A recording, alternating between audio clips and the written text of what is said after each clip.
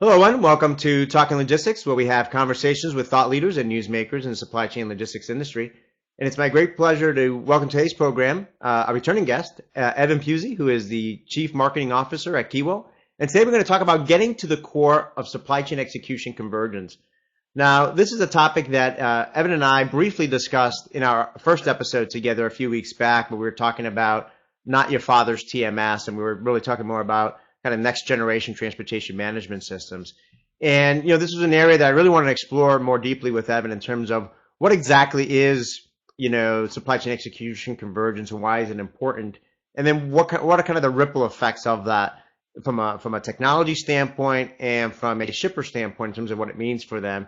And then I guess, to this question of, is there a core to that, right? And is something like a transportation management system the right candidate to be kind of at the center of that convergence universe, if you will? So those are some of the topics and themes that we're going to talk about in today's episode. Just a reminder that, part of our goal here at Talking Logistics is to make this conversational. So if you do have a question for Evan as we're having our conversation here, you can do so via the question button.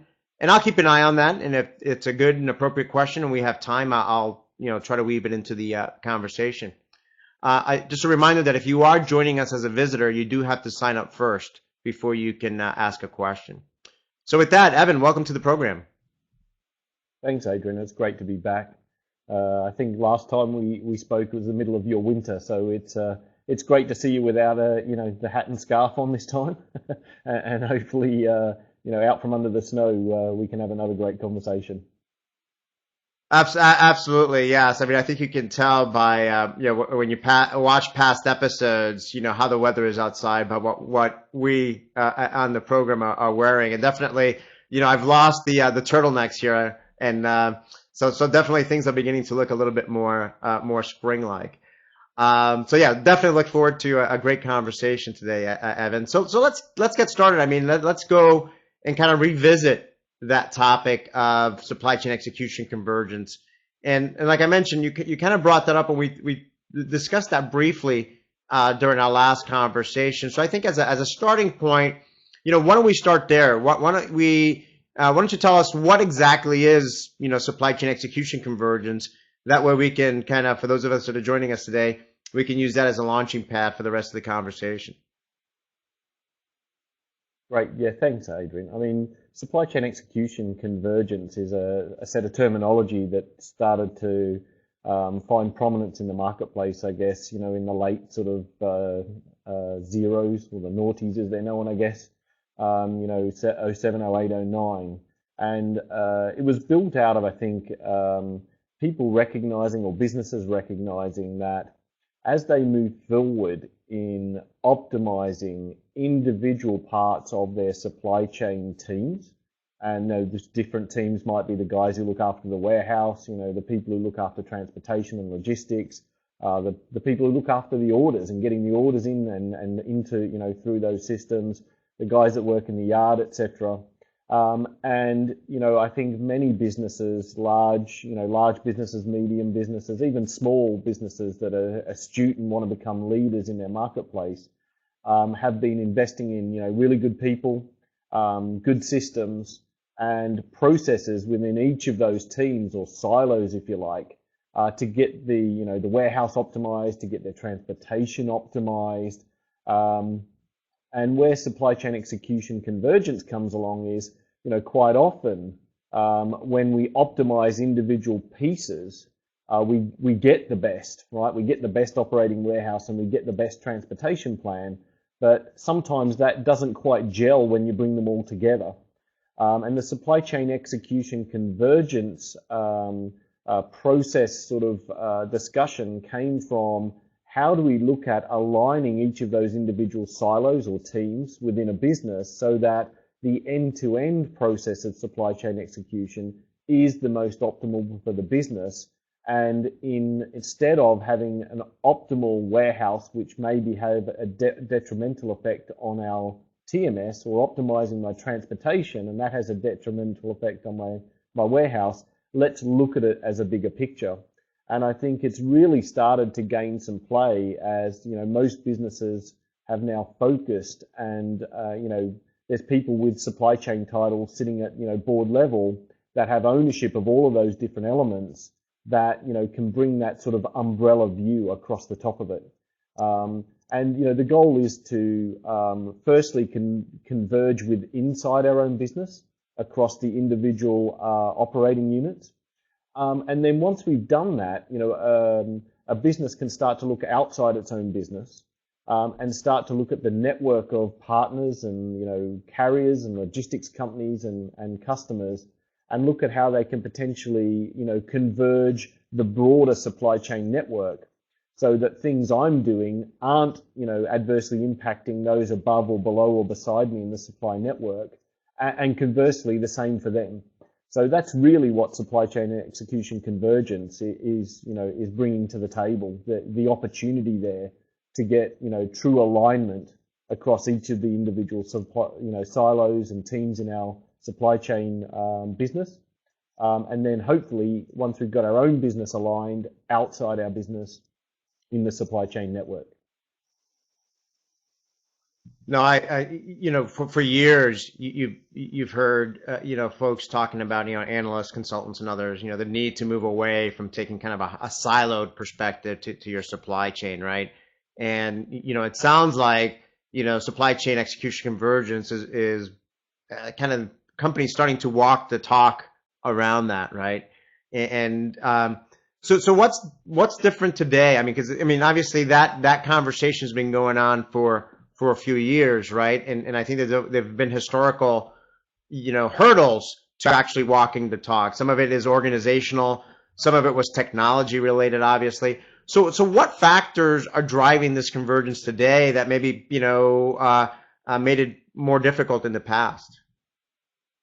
I think it's in our view, and what from the discussions we've had with our customer base, is that a lot of businesses, whether it's supply chain or other parts of their businesses, go through sort of levels of optimization. So it's always easy to look at my own patch, my own area, make sure that I'm doing the right things in the best way, that meet my management business objectives, if you like, that ensure I hit my budgets and I deliver my profit numbers. And then it takes a true team player to then think outside the box and say, but hang on, that might be good for me, but it's not for other people. So I think what's starting to change is, firstly, businesses themselves are saying, well, we've got as far as we can go. There's no more optimization to achieve in the warehouse as a standalone entity. So where do we go, next? What do we do next? And I think, I can remember back in the late 1990s, businesses, very much talking about visibility and collaboration across, their supply chain networks. And they were all great, catchphrases, I would put them as. Many businesses had true intent to actually apply those types of collaborative environments to do, sales and operation planning processes to get their supply chain network partners involved. But the reality was the technologies weren't there. And not just the technology to provide ourselves a piece of software that helps us run our warehouse better or our transportation process better, but the technologies to link all that, to integrate it all, to get the processes. And I think where we are today, we're at a convergence point, if you like, where people are understanding that trying to stand alone and do our own thing, doesn't really get us the ultimate benefit. And by working together internally, working together externally, by having systems in place that it can allow us to share information and interact, visibility layers, integration layers, having all of the players now capable of getting an electronic connection, so I don't have to rely on phoning somebody or getting a fax and manual sort of processes. I think we're truly at a point now where businesses can make this happen in a way that's cost effective. I don't need to go and hire 100 other people that are going to sit by a phone and call each other at different times. So I think it's a culmination of the market's ready, we have the tool sets available, and the players, the people in the supply chain today have now 10, 15, 20 years of experience and are ready to be able to operate in that way as well. One of the, and I think those are all, I concur with all the points you just raised. And I think another factor, and I'm curious if you see the same thing, particularly from your, manufacturing, retail clients and the like, is the fact that, when I talk to those executives at those companies, one of their challenges that they're facing is that, managing the rapid pace of change, right? So as a consequence, they're being tasked with making, quote unquote, smarter decisions faster.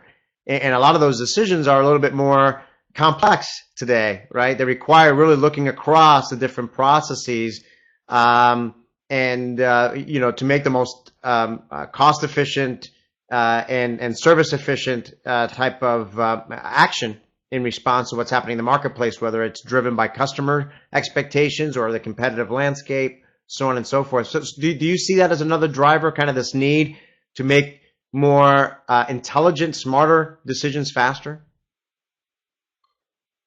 Yeah, I do. I think all of us, whether we're, manufacturers, shippers, distributors, software companies, or otherwise, are operating in a world now that operates itself at a pace significantly faster than we used to.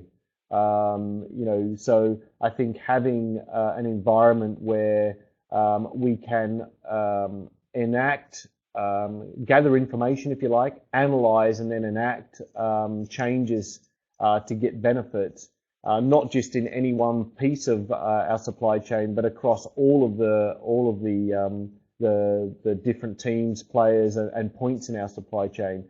It will become imperative, for those leaders that are tasked with making sure that the business we sell gets delivered on time, because in the end that's what we're talking about, right? With supply chain execution, it's the ultimate fulfillment of our consumer order as quickly as possible.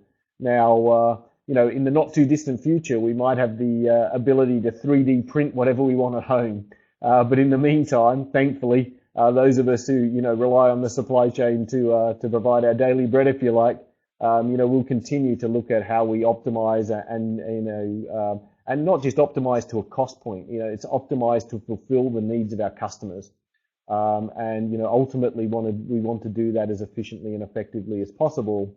And I do think that's where this drive of senior management and individual managers, team leaders in a business are now coming from, is being able to get visibility across the silos within our own business and the silos external to our business.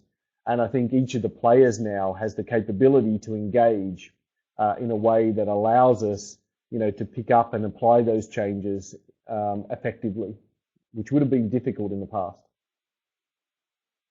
Now you mentioned kind of this convergence, or taking kind of this more holistic view, both from an internal standpoint as well as externally, right? With the trading partners, whether they're suppliers, logistics service providers, so on and so forth. I mean, do you see what's the approach that companies are taking? Are they looking to kind of get their internal house in order first before kind of taking bringing in the external parties, or is this something they're doing concurrently? Because obviously execution, particularly supply chain execution, involves inherently many external parties. So I'm just wondering what you're seeing out there, or kind of what a best practice is. Is it try to get kind of the internal functional groups working together more holistically, and then say, okay, now how do we bring the external parties in once you've gotten that accomplished? Or are companies trying to do the internal and the external kind of concurrently?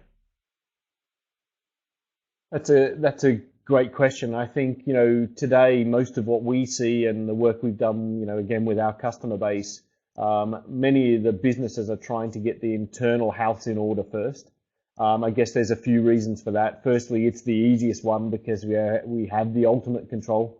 I guess I have to smile when I say the easiest one, because having worked in industry, sometimes it doesn't feel like it's that easy to get your own colleagues to align with you and want to break down those barriers and drive. But I think in everyone that's got experience of trying to do this, it doesn't feel that way sometimes, but in factuality it is. Because once we go outside our own businesses, not only do we need to be able to work with our own peers in our trading partner network. But they need to be able to convince their own managers and directors and board level people, so that, they then get on board, get the systems they need, get the support they need. So I think the first thing to do is look at what extent within our own business we can affect our overall supply chain execution. And then, let's start to look outside with, partners that are also thinking the same thing. And then let's slowly work through, the process. And usually it's, you can take a little bit of an 80-20 rule or pyramid approach to this. There's other like-minded people out there that can see the bigger picture. And they're probably the easiest ones when we extend beyond our own business boundaries to engage with first, and then start to work through the process. I do think over time, all businesses are going to have to start to think this way. There's been supply chain discussion going on for more than 10 years now about, we no longer compete business against business, but supply chain against supply chain. And there's very few companies out there that own the end-to-end, entire supply chain. And it's that kind of discussion, I think, where businesses are looking to do their own internal, that's starting to open up, the topic of, well, if we're going to do this internally, is there a center point we can make, or, one team that should take a lead?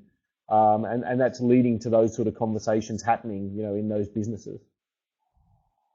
Yeah, great point. I often find that you can make good arguments for both, kind of getting your house in order first and then moving, to the external.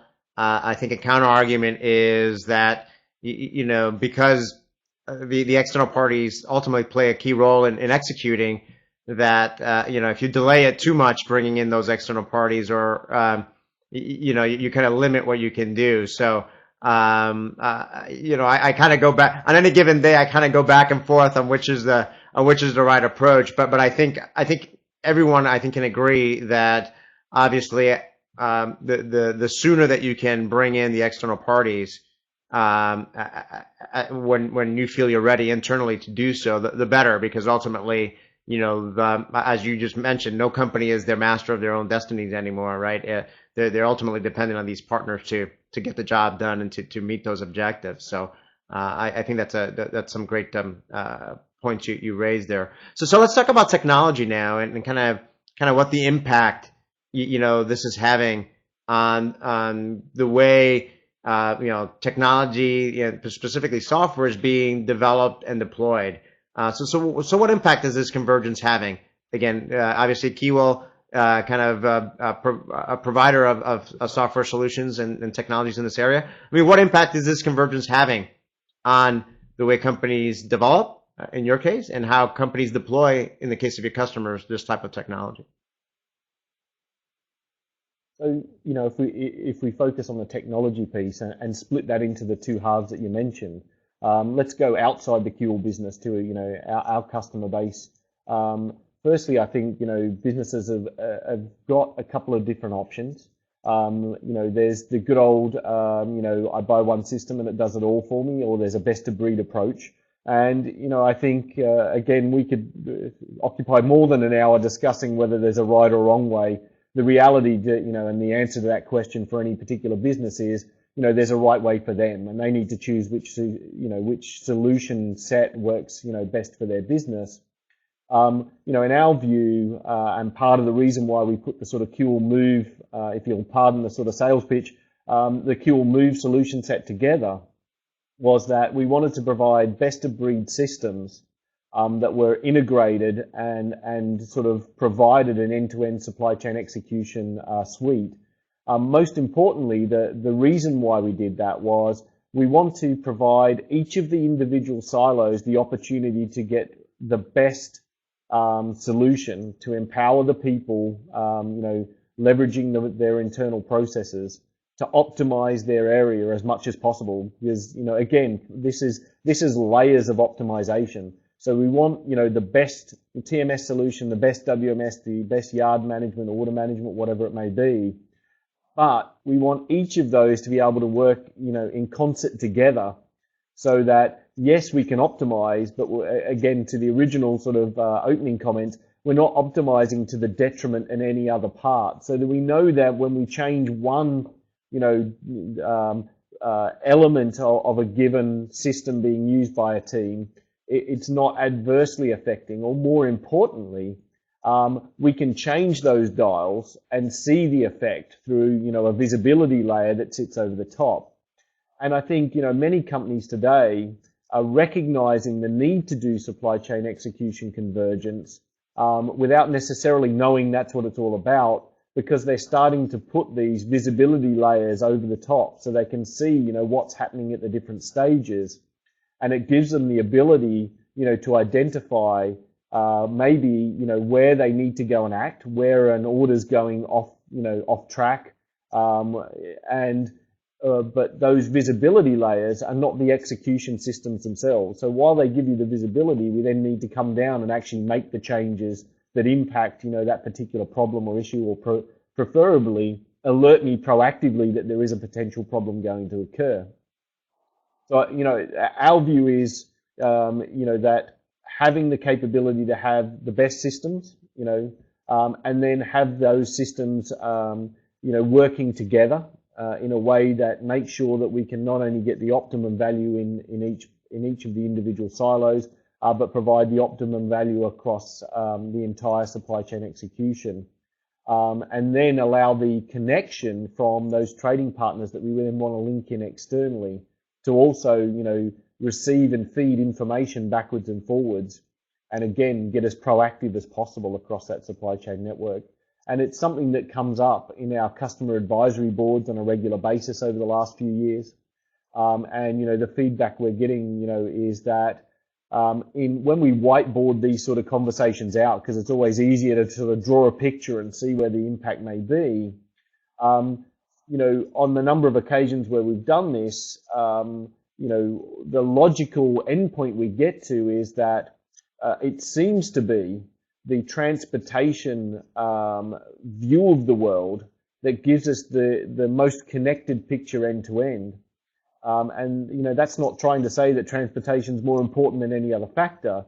But if we look at, the movement of an order from the point at which it's manufactured, or we're procuring the elements to get to manufacturing, every one of those steps is connected by some level of transportation. Whether it's, a truck of raw materials into a refining facility, whether it's a truck or a train or a barge or a ship or a plane, or in some of the emerging markets today, maybe even down to a bicycle, right? There's always a transportation element that connects the individual players right down to the point where I either delivered into a retail store, or, I get a parcel carrier, knocking on my front door, delivering some goods. So, one of the views that seems to come out of our discussions is that maybe it's that, the transportation team that provides the most logical point for the execution model convergence as the center point in those discussions, and creates that link that allows us to then use the visibility layer to join everybody up and actually start to achieve some of that convergence. But that's our view. You might have a different view that's interesting as well. Yeah, no, you just, I was going to ask, kind of aligning with the title of the conversation, right? Getting to the core of supply chain execution convergence, right? Is there a core element, to it? You just made the argument that, TMS seems to have some attributes around it, or transportation has some attributes around that make it, a good candidate to be the core of that convergence environment, if you will. And I think you touched upon this as well. Maybe it's worth kind of differentiating again, because I think when most people approach this, and certainly when I approach it sometimes, I would say, well, it seems to me that visibility ought to be the core, right? Because visibility is the one that ties all of these things together, right? To your point, and kind of by its very nature spans across the different business processes, spans across the different application types, including application types, as you mentioned, some companies may come at this with already some existing applications. They may already have a TMS or a WMS from a third party, and they want to, bring that in as part of the process. And visibility kind of serves as that, umbrella, if you will, that brings all those different processes together. So I guess to kind of put in a question form, and I know you already touched upon this, but maybe just to kind of underscore this, why not visibility as the core of supply chain execution versus, an application type like a TMS? Okay, good question. So I think what we'd say is that to the point I touched on earlier. I think the visibility layer that that businesses today are trying to bring into their businesses are there to sort of link the information, right, and bring to the fore hopefully what we'd call exception managed sort of environments, right? Because let's face it, if an order's on track and it's flowing inbound and outbound from the different stops along the way. To the end customer. Why worry about it, right? Let's let it get on with it. So I look at as you do, and no doubt a lot of people who watch this webcast do the different pieces of surveys and analysis that are done in the marketplace, and visibility is always a high level one. I think visibility is great, but what I'd ask to yourself and the people watching and listening to this is, okay, name me the person that's got ownership of visibility within your business, the person that is that center point. And the reality is, I think in most businesses today, yes, we want a visibility layer. Much of that's to benefit ourselves internally or the individual players, just so they can see what's going on and how their world is impacted by other things that are happening in the business. So if I'm sitting in the warehouse, I might want to know that a truck's late, therefore, the plan I had for that truck to turn up at a dock and unload is going to be disrupted. And now maybe I can start to shuffle other work around and do things proactively rather than sitting at the dock waiting for the truck to arrive and wasting half an hour not knowing what's going on. Similarly, with a transportation view, it's pointless me trying to, organize a truck to go and pick up goods if they don't exist, right? If I haven't got the goods today in that location, sending a truck isn't going to help anyone. I guess our view, around being transportation, or what we sort of coined the phrase transportation-centric supply chain execution, convergence, comes from, again, that, at every point in the supply chain, whether it's from the manufacturing facility into a warehouse to a DC maybe through a cross-dock facility into a store, from a store or a DC down to a customer. There is always a transportation element that joins that. Okay, so it makes sort of more logical sense, I guess, to give that transportation, or in many businesses it's probably just called the logistics team, that center point view and control, and maybe make them the owners of visibility. Maybe then make them the control point. That then says, okay, if we've got this visibility layer and it is alerting everybody, we need some level of, policing of that. At what point in time do I need to escalate if, the alert that went out didn't get acted upon? And, quite often, each of those, what we would sort of term as stationary elements of our supply chain, the warehouses, the DCs, the stores, it's the dynamic flow of goods around those that probably has the biggest impact on those, and therefore it's the transportation team that tends to be organizing that. It's a premise. We've got lots of people out there looking to apply it. I'm sure there's lots of people listening into the webinar today that have their own view and maybe have tried different things in their own business. And I'm sure, like yourself, I'd love to hear some of the commentary around that. Because that's our view based on the discussions we've had with our customers. But I don't think it'll always be a one size fits all. But we do think that transportation element is core to the end-to-end picture of what's going on. And I think that's what's driving a lot of businesses today to start to think about multimodal transportation, and start to think about not just the truck from the warehouse to the store, but it's the truck into the warehouse, it's the truck from the port, it's the ship that got it to the port, and can we build that end-to-end transportation flow? And I guess that starts to link into, many of the themes we hear out in the marketplace today, like, multimodal transport, like omni-channel experience, and something that, probably would be a great position to start maybe our next call in more fuller detail around thing, that seems to be, a topic we hear a little bit more often bubbling up now around, this dynamic nature of transportation. But again, let's make sure we finish off the transportation-centric piece before we get carried away on that topic. Yeah, well, I think you made a strong case, for why TMS, deserves consideration to be at the core of supply chain execution, convergence. And I think that your points about visibility and who owns visibility, I think it's a great question, because I think that, to me, when you raise that question, I think brought it home in terms, because that's a very interesting question, because ultimately, if there's no ownership around that, if ultimately some people have to take action, right, around Yes. the insights that are being delivered via the visibility platform. And you hear that and you see that a lot around, business intelligence and analytics, and that's the direction that the industry is moving in, right? So moving from just being able to report what's happening to become even more prescriptive, right? So it's not only enough to, the goal is not only enough for having an assistant telling me what's going on or what's happening and showing me the trends, but ideally, to be predictive in nature, just to kind of predict what might happen, and even more ideal than that is to then prescribe some actions, right? That should be taken to bring things back towards expectations or keep things on track or on plan. And I think that's where the future is, around this. And ultimately, at the end of the day, when you talk about taking action, it boils down to an execution platform, whether it's taking action at the warehouse, at the transportation stage, or in a combination of both, right? Yep. Yeah, agreed. So let's since you brought it up, maybe we can just touch upon it. I think you're right. I think this might make for a good topic for a future episode.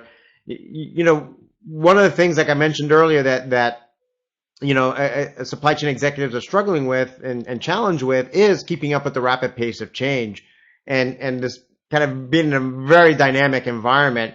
So with regards to TMS, particularly if it is, to your point, going to be at the core of supply chain execution convergence, what is this dynamic environment? What implications does that have for TMS moving forward?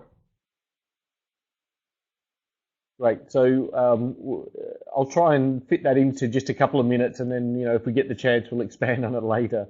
One of the things that we've had a few conversations about over the last 12 months, and a lot of this is being driven, as you say, out of the more dynamic supply chain, which is coming from omni-channel, initiatives.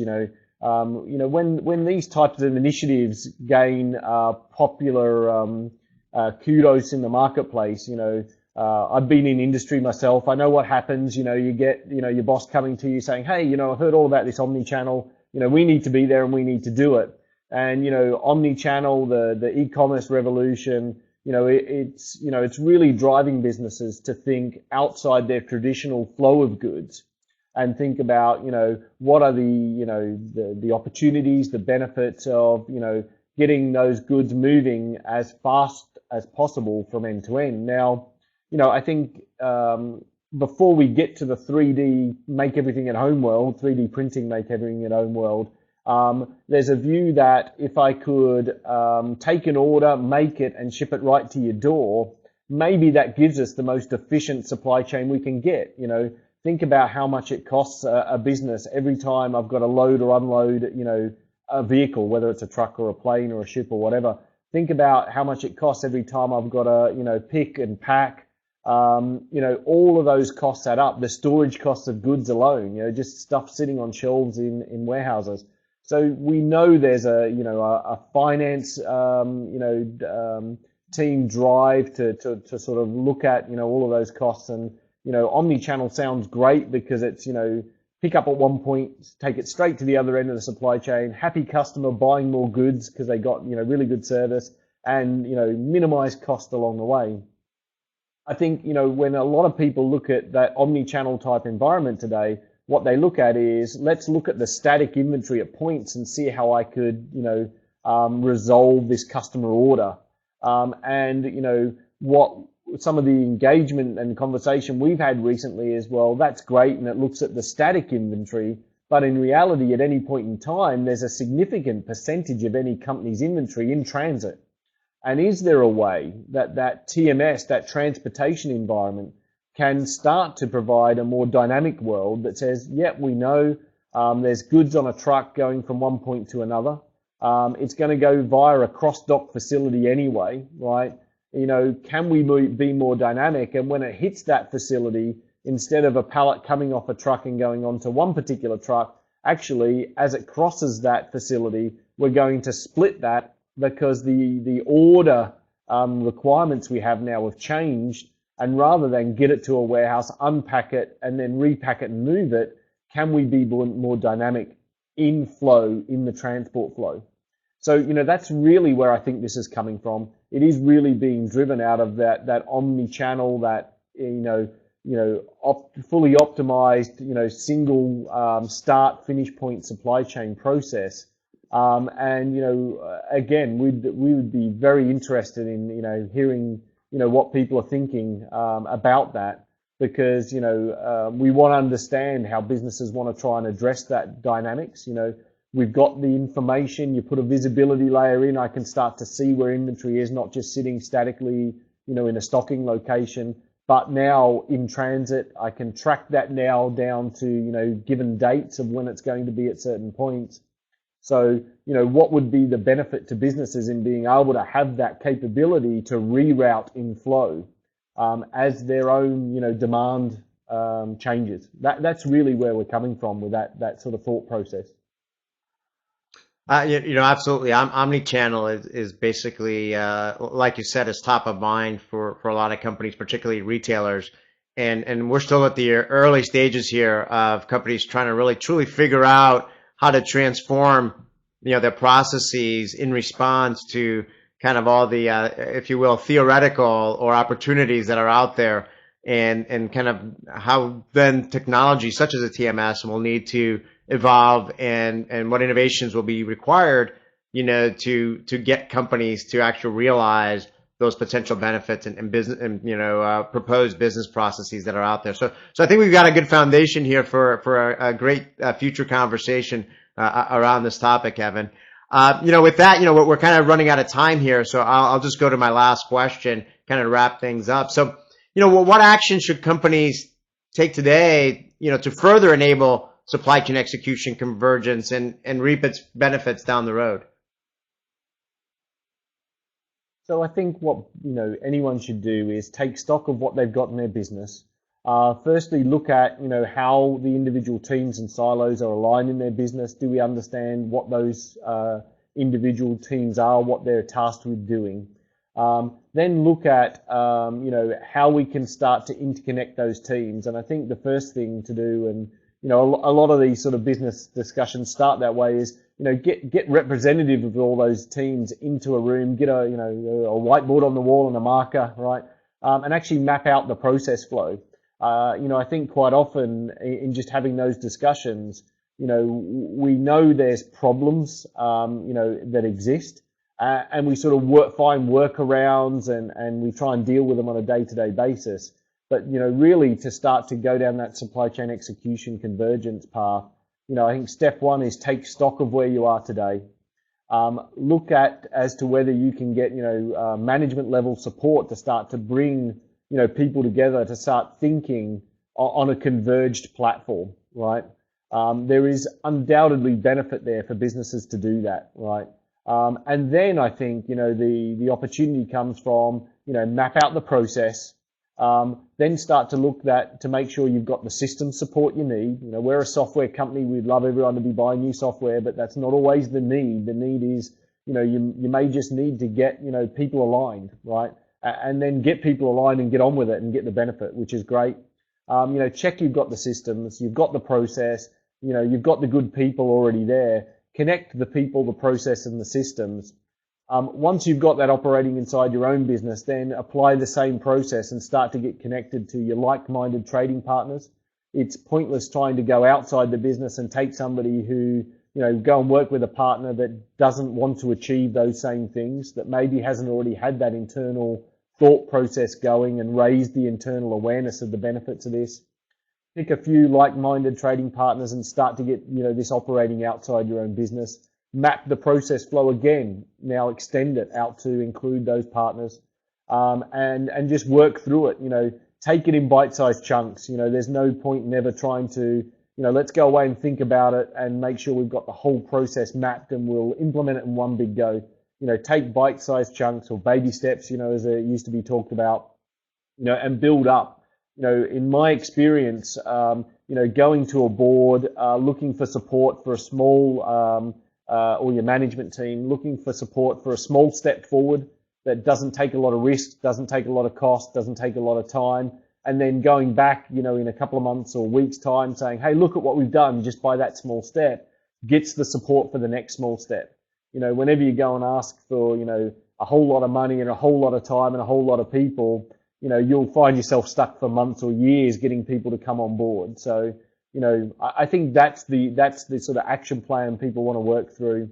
And, when you get to that point, get the right people involved, both internally and externally to help, help fill the gaps that you identify and move forward.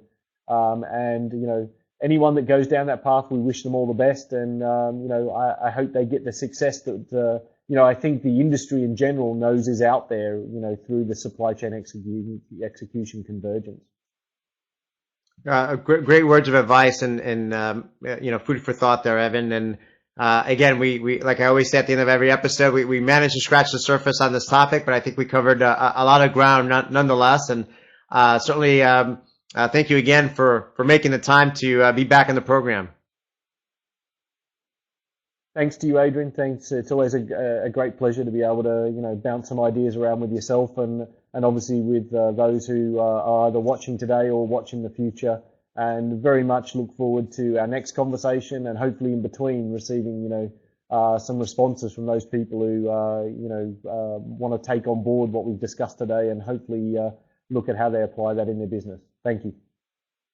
Great. Yes. Thank you to everyone who joined us today. We didn't get any questions live, but as Evan said, if you do have a question for Evan, you can watch this episode on demand. You can find it at talkinglogistics.com, and you can post a question or comment there for Evan.